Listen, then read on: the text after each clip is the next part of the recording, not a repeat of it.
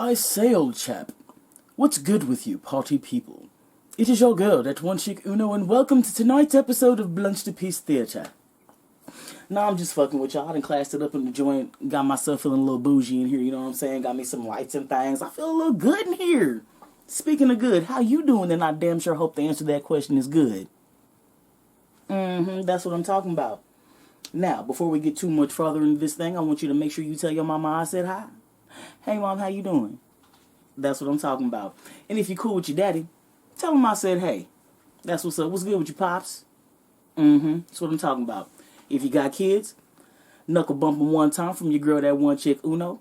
Let them know that I love them, and I just want them to stay in school and grow up and be somebody. That's what's up. Okay. Check me out, y'all. I seen some shit. Synced.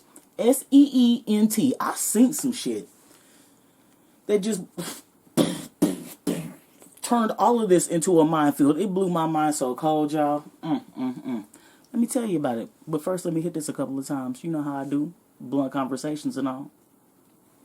You know what? Before I get into it, let me just preface it a little bit. I don't know if y'all knew this, but it's a scientific fact that white girls who have names that end in long E sounds, they got a little bit of hood in them. I'm talking about if you know a Jessie, not a Jessica, but if you know a Jessie, she got a little bit of hood in her. Cassie, every white girl I've met named Cassie got a little bit of hood in her. Hey, Cassie girl, how you doing? That's what I'm talking about. Anyway, so, white chicks, names end in long E, she got a little bit of hood in her. If she got hella ink, but none of it looks like it belongs to a motorcycle club, you know what I'm saying? Like, she got a little bit of hood in her. Now, let me go on ahead and tell y'all what I done seen so that all that makes sense to you. Okay? I'm at the job site, and this clean-ass Escalade pulls into the parking lot, right? Beat just knocking, and I'm like, okay, that shit clean. All right, I like that. Yeah, that works for me. Out of the driver's seat hops a super douched up looking dude. Okay, my man is like West Indies Indian, and he reminded me out the gate of the dude that played Funky Fresh from How High. I'm telling you, I mean, he didn't have no shit on his lip that had some shit on his lip, but he looked like the dude that had some shit on his lip. All right. So anyway, he all douchebagged up, though. I'm talking about gold chains, hella tight pants, fresh ass J's though. Them J's was clean as hell. They was like green and orange. Anyway, we ain't gonna talk about them J's, okay? But they was clean.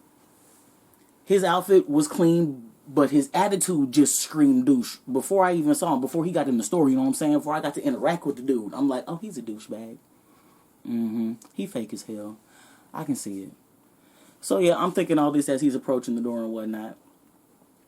He stops to check his phone, standing in another parking space. There's another lady trying to pull in, and he did not give a fuck. He's just looking at his phone like, my life's more important than everything you've got going on. Fuck your need to park and come in the store. Anywho, approaching pump 3 is now this nice-ass Yukon. That motherfucker clean as hell, too. Beat knocking. But it's knocking in a different way, like, and you can hear, like, girls, ow, yes, ow, yeah. You can hear all that shit and whatnot, and I'm like, oh, okay, this is finna be an interesting trip. That's what's happening. All right, then. So my man, you know, kindly glances up, notices that it's a big-ass truck full of chicks. Actually does this, y'all. You already know. Douchebag move. That hand washing shit. Okay, player. I see you. So anyway, he come in the store. He's now on the phone, but it's on speakerphone. He's talking all loud, and he's speaking a language that I don't speak, but it sounded beautiful. It was almost like my man was rapping into the phone. He was over there just killing it with whoever he was on the phone with. They going back and forth. Out of the Yukon steps 3 black girls and a white girl. This is when I noticed that the license plates on said vehicle were from Atlanta. Okay, y'all. If a truck with 3 black chicks and a white girl pull up and they from Atlanta, guarantee that white girl go hard, okay? And you need to understand that and be ready for whatever the fuck finna come out of her mouth. Set yourself up. It's gonna be a bumpy ride. My man didn't think about none of that.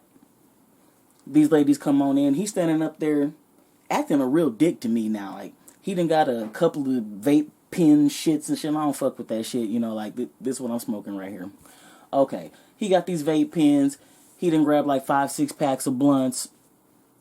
That still didn't make him less of a douchebag. That just means he's a douchebag that smokes weed. Okay, cool. That's what's up. He got like 3 or 4 little sodas and a Gatorade and some odds and ends up there, right? But this nigga's like throwing money at me like he at the strip club. Like, yeah, go ahead and ring that up. Go ahead and ring that up, Shawty. Go ahead and ring that up. You know, I don't do an Indian accent well, but, you know, he had a real thick one. So anyway, he's throwing this money at me like I'm some tramp, twerking it and shaking it and whatnot. Okay, pimp, whatever.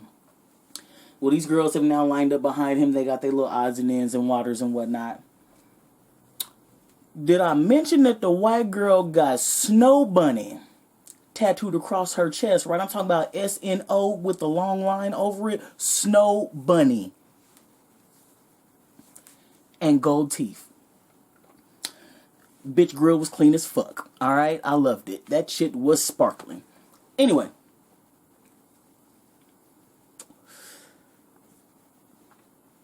My man commences to turn to them and he's like, man, I even got y'all. Get whatever you want. It's on me. You know how I do? Right girl looking right at the white girl. Okay, so Snow Bunny commences to go, you thought? Shit. You ain't got shit for me. Ain't nothing you can do to me, for me, with me, or about me. I got me. I got my bitches. All these girls went, yes. And my bitches got me. All these girls went, yes. It was like a practice routine, y'all. I stood there like... So my man tried to clean it up real quick. He's like, no, I'm just trying to say that, you know, if we wanted to go out somewhere and kick it, I got you. And I got your team. It's not a problem. Y'all should just hop in the truck with me. Go park yours somewhere and we can just ride out together. Like, I mean, like, he's really trying to kick this game and whatnot. Ooh, child. Hold up. Nah, wait a minute again.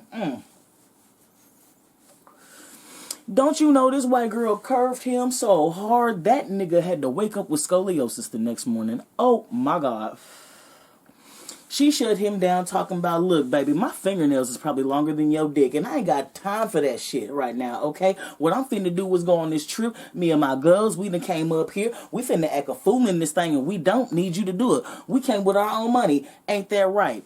Now, in the middle of her giving this whole damn speech, every now and again, she would just hold her hand up, back, or to the side. And one of these bitches was right there with the high five. Like, bitch, I got you, homegirl. Speak that shit. Talk your shit, girl. Wow. I'm telling you, them gold earrings was clinking and clanking. That weave was flying all around my damn store. And I'm just standing there like, Funky Fresh just got funky fried in this thing. Shit. Woo.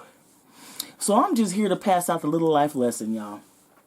If you meet a white girl and her name ends in a long E, be it her real name or her nickname, if her ink is harder than yours, and for sure if she got gold teeth and kicking it with 3 other black chicks and they from the South, nigga, don't step. Your game is not that cold. I guarantee it.